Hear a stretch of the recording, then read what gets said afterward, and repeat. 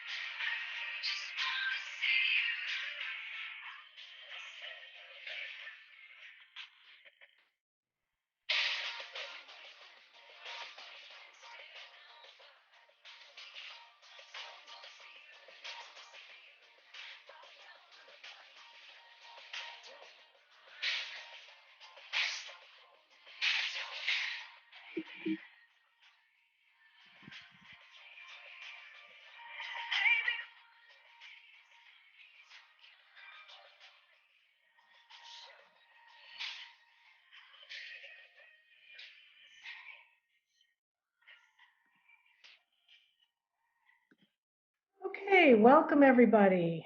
And thank you for joining us today to learn more about scenario planning. We're getting a lot of inquiries about this process as a great tool to help organizations navigate planning in the time of uncertainty. So before we dive in, I'm Molly Penn, and I created Penn Creative Strategy to help leaders navigate strategic decisions. At PCS, we're particularly interested in how good strategy can help rebalance and disrupt existing systems of power and access. I'm joined today by Janice Shapiro, one of our senior consultants who's held various positions on both sides of the funding aisle, ranging from executive director to program officer. Janice is also a leadership coach. So Janice, hello. Am I there? Hello. You are. Okay. And we're also joined by our diversity practice leader, Sophia Cheyenne, who will be monitoring our chat stream as we go and helping us out today and can tell us when there's something that needs further clarification. So we'll save some time at the end for your questions and answers, but of course, if anything is unclear as we're moving through the webinar, don't be afraid to use the Q&A box to raise a question because Sophia will be watching for that. So we'd like to start off with a brief poll, just so we have a sense of your role in the sector and who's with us in the room today by role. So we've just launched the poll. Please take a couple of seconds to give us your answers, and we will close the poll out in 3 seconds, 2, 1. Okay, let's close the poll.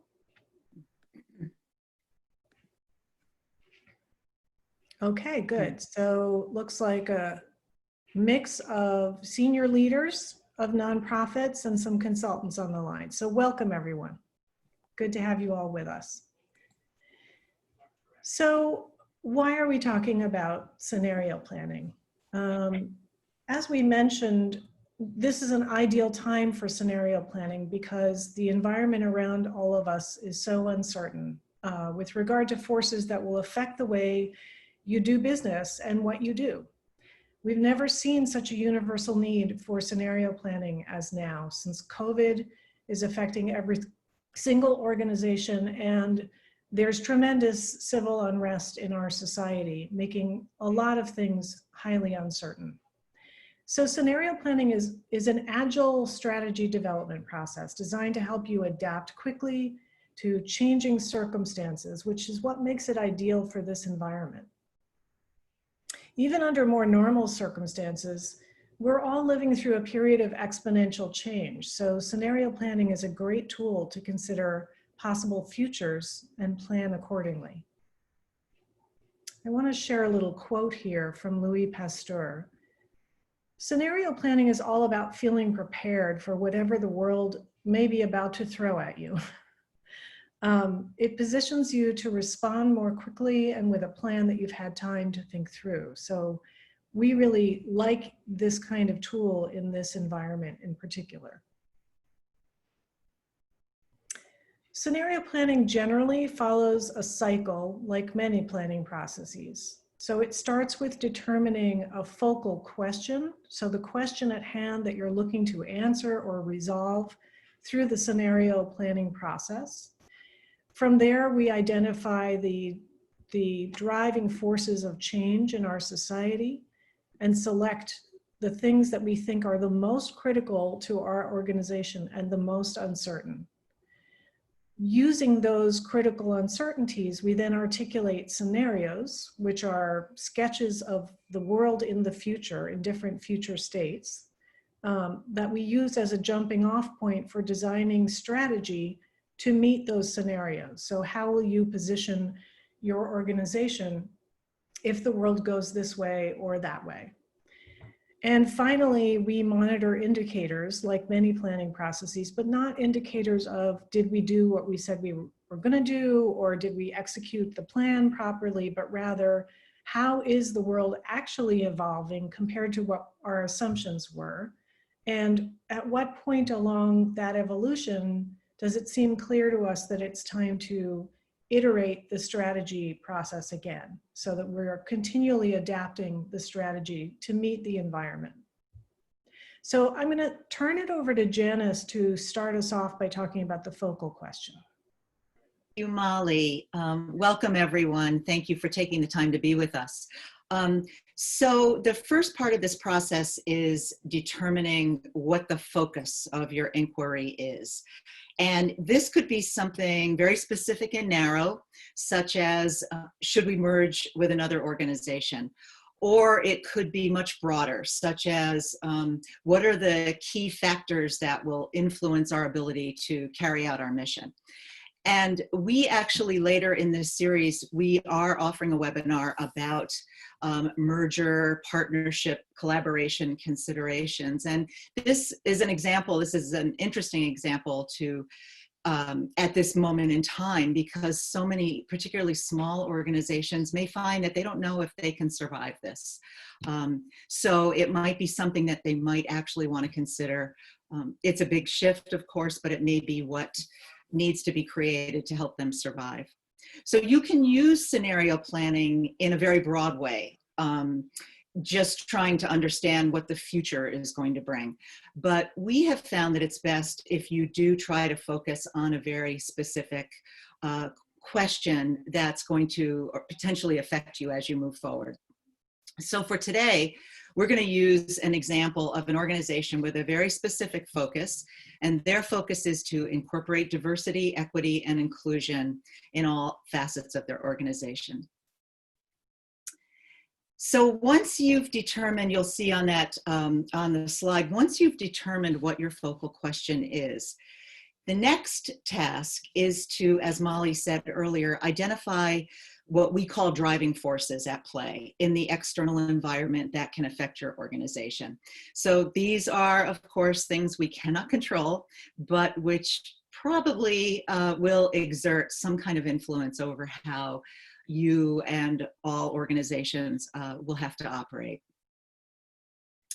So here is where we actually suggest, actually, let me back up 1 second, because I want to say one thing that I realized I forgot to say, which is when you're determining your focal question, that is probably a process that's internal in your organization. It's probably staff, management, board members, whatever, however it's defined in your organization. At this point, when you start to move into what are external forces that may affect you going forward, this is where we suggest that you also can ask for help from your people outside your organization, people that you respect, donors, educators, community leaders, anybody that's perhaps outside, but somebody that you have some kind of connection with, and to ask them from their perspective, what do they see as the driving forces that we'll be facing as we go forward. So just a little participation moment here. I'd like for you to just put into the chat what you think, if you were to ask people in your, outside of your organization, your outside thinkers, ask them this question, what do you think they would say now? What would their perspective be? I mean, we can pretty much guess a couple of them, but I'm just curious to see what some of you might put in it. So just just knock it off in the chat there for a few seconds.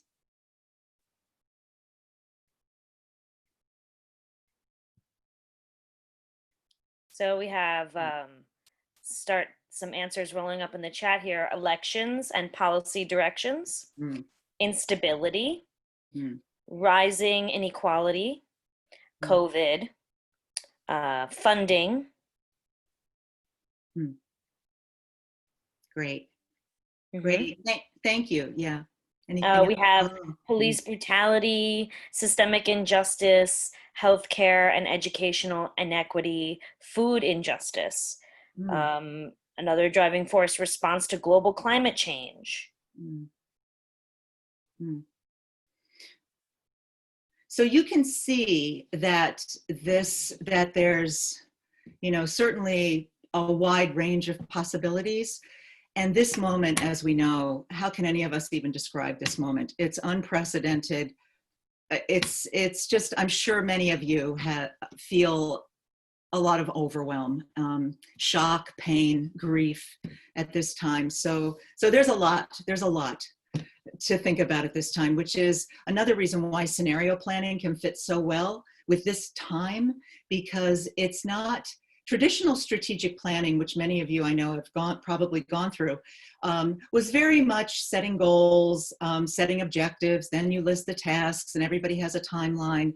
That probably wouldn't work right now. So scenario planning, which kind of sets up different scenarios and how you're going to respond to them, we've found to be very effective in times of distress and crisis such as this.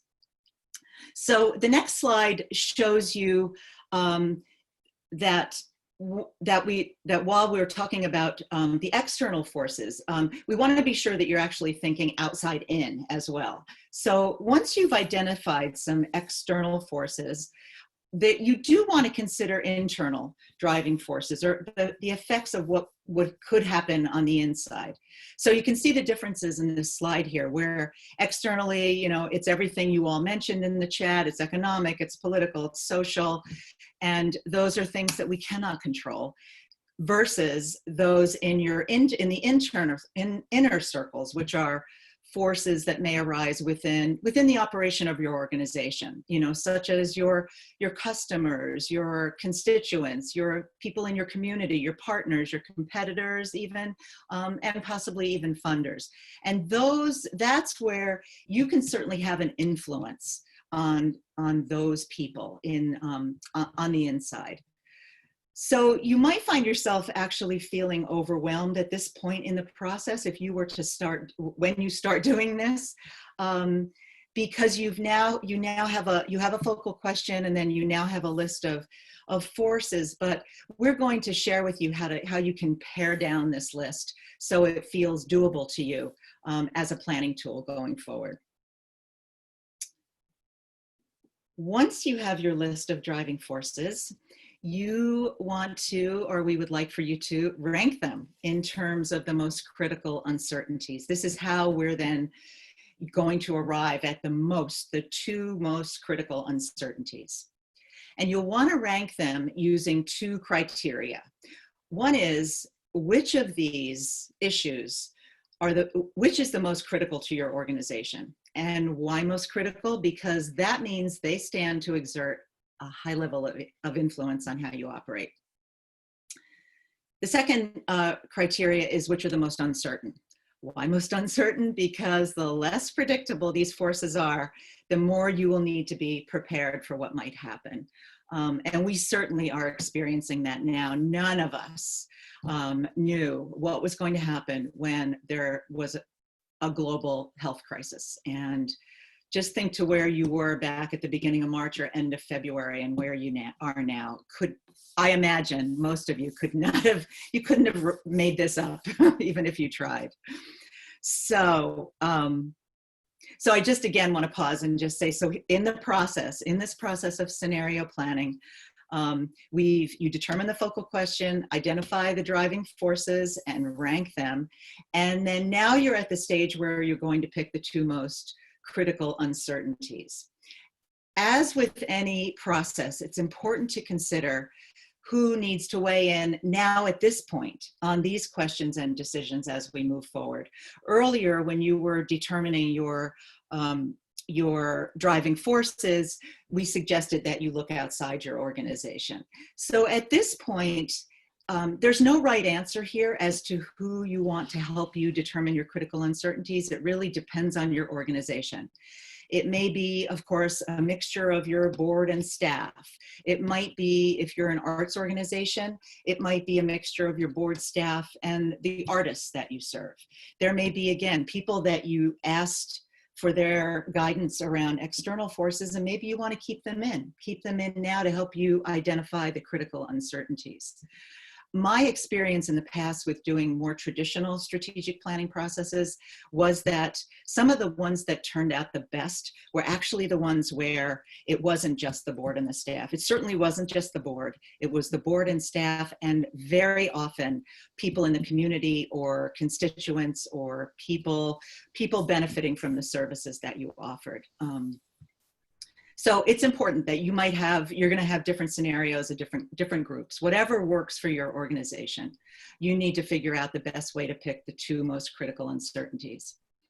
And just a couple of things to remember here at this point in the process is you also want to think about, as you're putting your groups together, how do you want to be sure that this process is inclusive and transparent?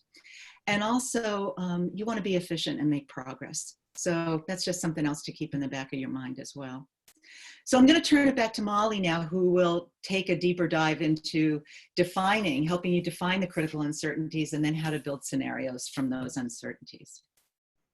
Thanks, Janice. Go ahead. Yeah, so you've narrowed down your two critical uncertainties. So the next step is to plot a matrix, a 2x2 matrix, where one axis is one of your critical uncertainties and the other axis is your other one. And typically what we do is we imagine opposite ends of the spectrum of these uncertainties. So in this case, we're talking about economic health and infection rate. So infection rate might be high or infection rate might be very low and controlled. The economic health might be weak or it might be very strong. So we're kind of looking at these extremes in order to help us cast the different scenarios and ensure that they're distinct enough from each other that they merit different strategic approaches. So now that you've done that, it's time to start sketching your scenarios. And scenarios, what's important to know about scenarios is that they're not meant to be predictions of how the future will unfold. They're meant to be provocative, plausible stories of how it might unfold given these various extremes in your critical uncertainties. So, it might go this way if the economy is really strong and the infection rates are very low, or if the economy is really strong and the infection rates are really high, it might go a different way. And so you're making sure that each one of the 4 scenarios that you're writing is going to feel legitimately plausible and like, okay, if given this extreme state of one of these critical uncertainties and the other one, this makes sense as a plausible future. So they're really hypotheses. If this happens, then this is what the world might look like. So you're going to write 4 different scenarios of the future, and we'll show you what that looks like. And I apologize for the small typeface here. We will be sharing these slides with you as well as these handouts for you to work with. So we'll be sending these to you after the webinar. So as you can see here, on the left side of this matrix, we're assuming a weak economy. And on the right side, we're assuming a strong economy. In terms of infection rates, at the top, we are assuming high infection rates, and at the bottom, we're assuming low infection rates. So let's take a look at 2 of these quadrants just for the sake of seeing what the opposite scenarios might look like. So in our upper left quadrant of high infection rates and a weak economy, we are seeing that some organizations may not survive. Most of those that do will probably pare back their operations to focus on the most critical needs and or their unique competencies. And we also know, because remember that the example we're using in this webinar instance is an organization that wants to work diversity, equity, and inclusion into all aspects of their mission. So we also know that the infection rates and the weak economy together both disproportionately affect low-income communities and communities of color. So what we're imagining is that organizations will seek to provide more services virtually in this environment, right? So if the infection rates remain high, we're all going to have to find ways to do more of our work virtually. We'll be doing more pared back, more concentrated work that's the most needed. And that's for the organizations that are able to survive the economic downturn. So let's imagine a different world, the world in the bottom right quadrant, where we have low infection rates, and a strong economy. So that could be the world before COVID happened, but in this instance, we are assuming it's the world after COVID, and we've been successful in managing to control the infection rates. So in this world, there are funds to go around. So that's a much nicer picture to think about. But funders are aware that we've come through something huge, and so they're favoring ideas for the new normal. So they're really looking for innovation in services.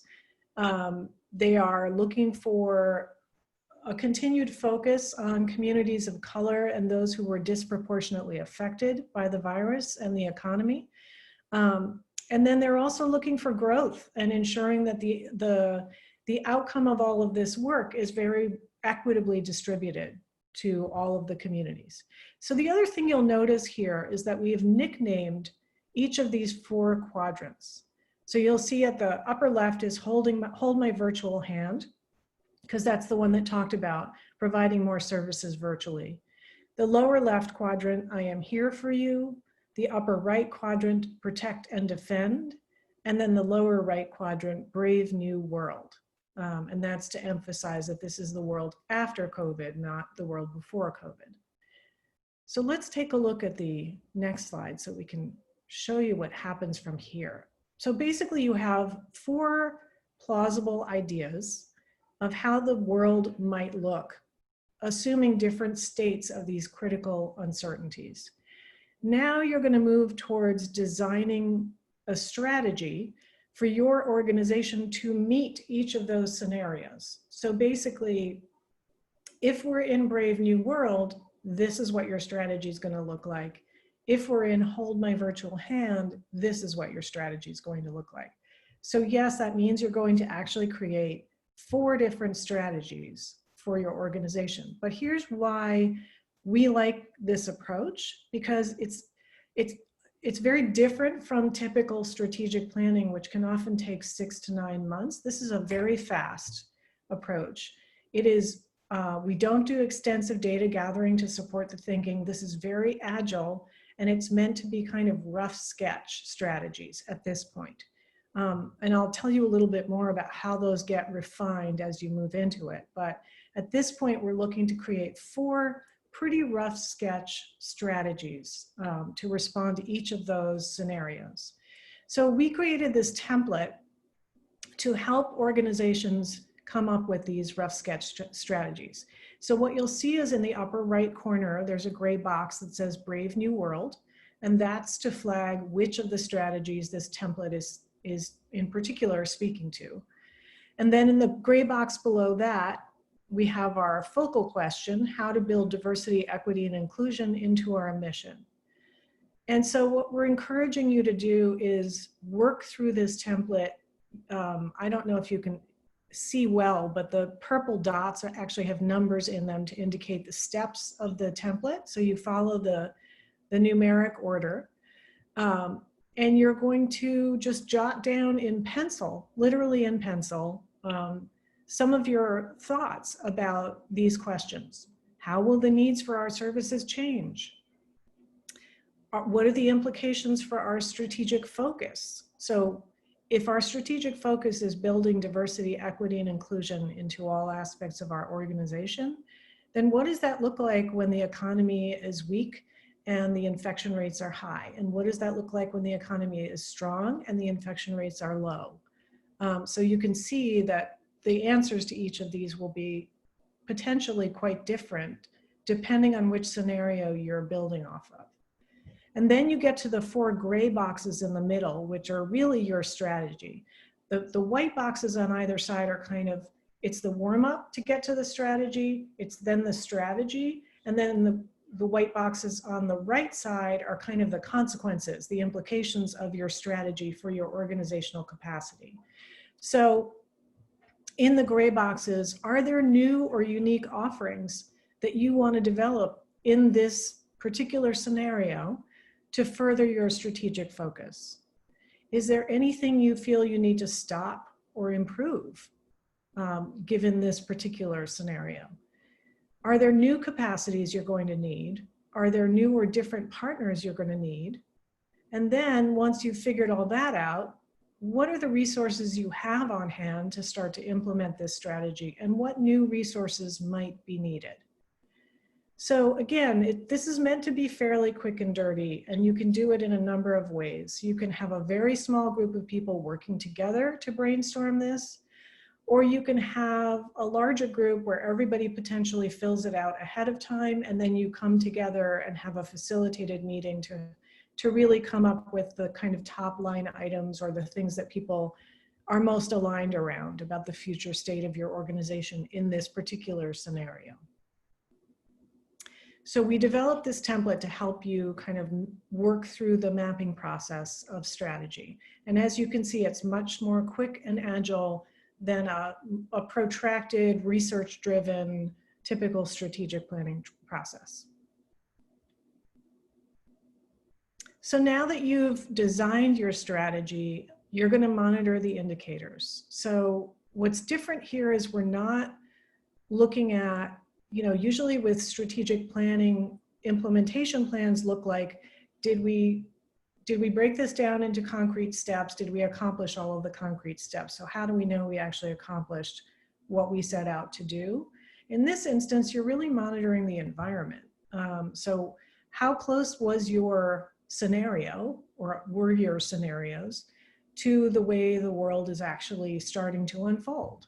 And so we suggest maybe a quarterly review of, okay, where are we now? Because as we can see, the last 3 months have been huge, huge changes in the world.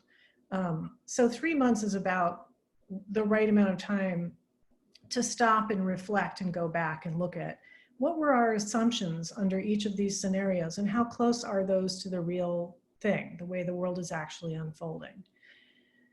So let's go to the next slide. There we go. And this could look like a simple chart like this. It doesn't have to be a whole sexy dashboard.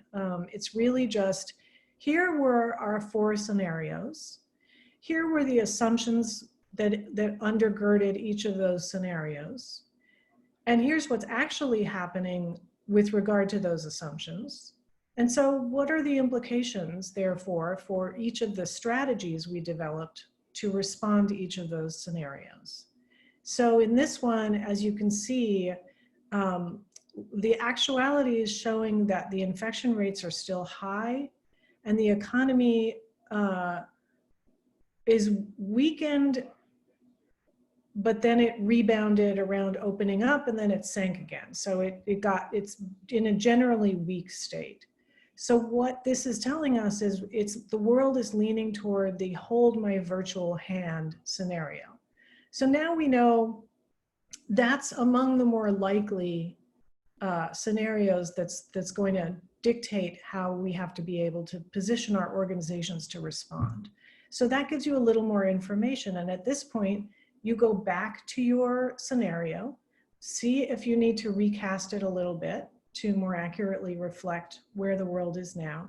And you go back to your strategy template and you iterate on that again so that you're getting closer to where the world is.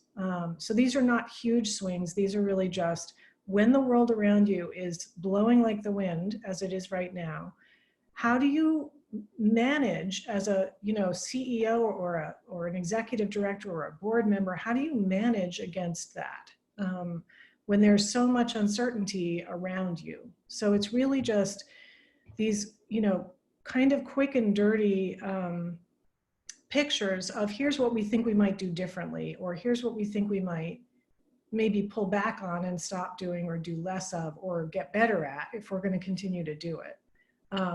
And so it really helps you feel prepared for however the world might unfold. So I do want to spend a couple minutes talking about bias, which is an interesting thing because of the state of the world right now. And I'm actually not talking about racial bias here, although that's in the background of all of our minds today in particular. I'm actually talking about cognitive biases. So it's important to just be aware of these sort of mental model biases that we all carry. So there's confirmation bias, that we want to see information that confirms what we thought was going to happen. There's ambiguity bias, where we prefer the things that are knowable over the things that are not. And in scenario planning, that's kind of the whole purpose of scenario planning. So it's important to build your muscle of being able to live with a certain degree of ambiguity. And this is kind of the salve for that in a way, because you're feeling like, well, I know the world is ambiguous, but I'm prepared. And then there's status quo bias. So favoring the current situation rather than, and due to not wanting to lose that, rather than, actually taking different action in this circumstance. So those are some of the challenges around scenario planning, and it's just something to be aware of as you're moving through it. Let's talk a little bit about the advantages. One of the biggest advantages is it's quick. We don't overthink it. It is iterative as we gain more knowledge. It is a roadmap. It sort of teaches you how to become more adaptive in your management practice. And it's agile. It really does position you to innovate or to adapt very quickly to what's happening in the world around you. And for us, that's a really important piece, is that organizations don't exist in a vacuum, can't exist in a vacuum, and perhaps now more than ever.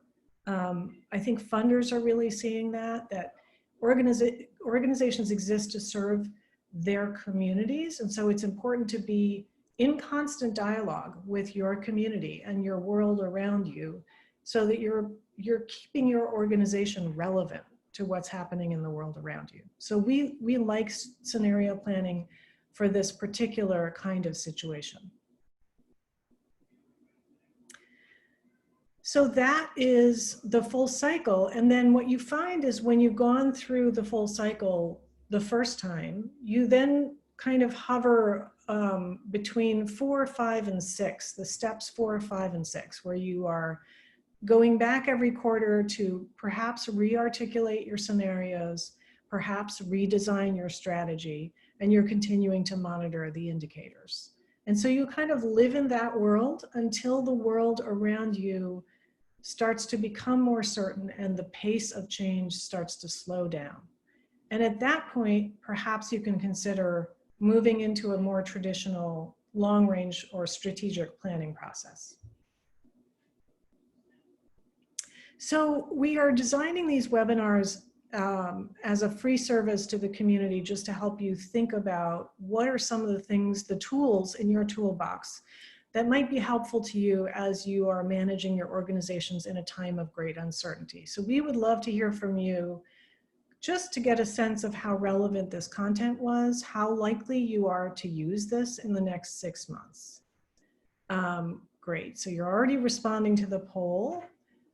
So we'll close it out in 3 seconds, 2, 1, and and let's take a look at the results. Wow, okay, so good. It's nice to know that we're providing relevant content, and I'm glad that you find this potentially something that would be useful to you.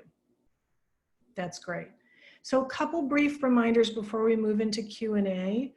This webinar is part of a series, as Janice mentioned earlier. We have another one on strategic alliances and mergers coming up on June 9th. And then we have one on organization redesign coming up on June 16th. So you have to register for each of them separately because we didn't want to assume for you that they were all going to be most relevant to your needs. So pick the ones that you're most interested in registering for, and we encourage you to join us for those.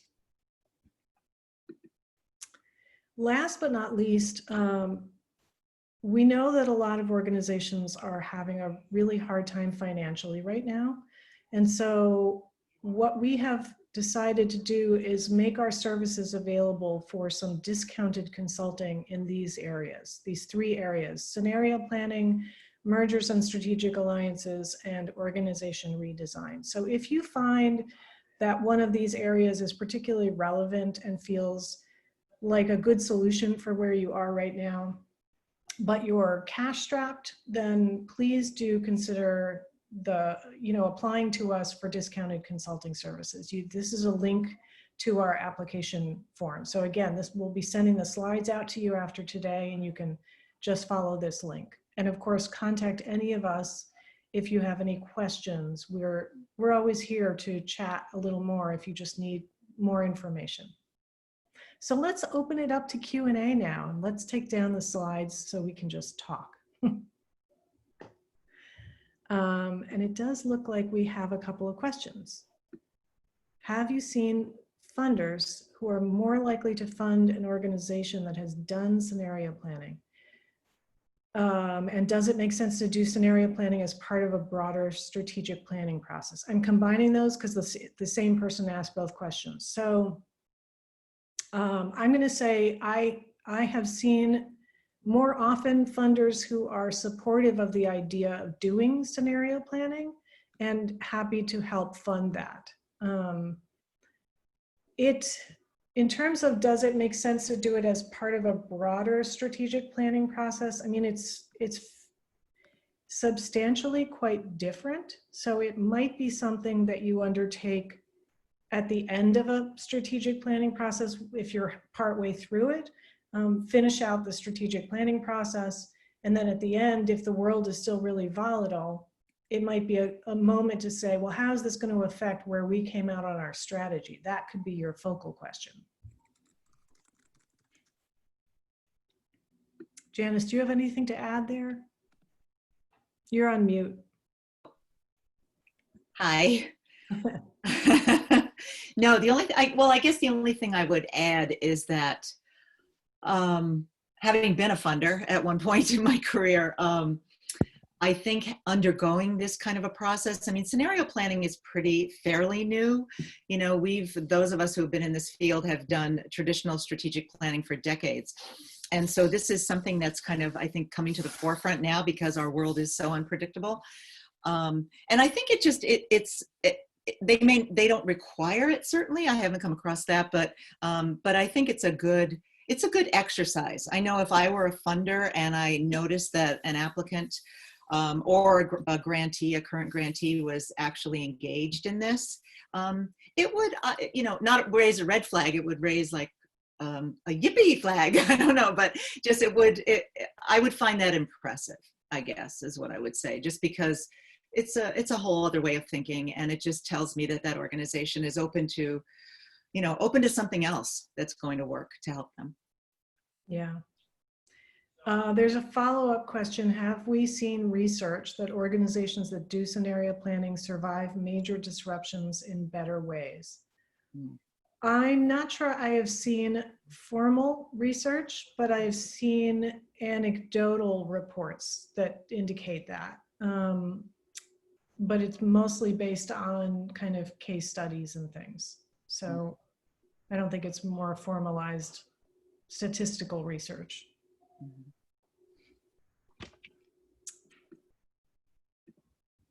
Any other folks have questions?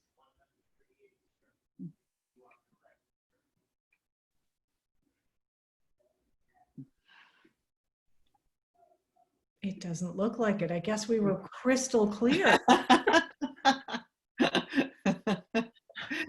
That's great. So we will be sending, again, the slides to you, as well as a couple of those handouts. We'll be sending you the sample scenarios that we wrote, as well as a template for you to write your own, and the strategy development template. And you'll have our email addresses in the slides. So again, if you have questions as you begin to look at all of this, and if you're leaning towards this and you have some questions, please feel free to reach out. Yes, I echo Janice's sentiments. Thank you all for joining us. And have a great day. Great. Thank you, everybody. Thank you so much. Great.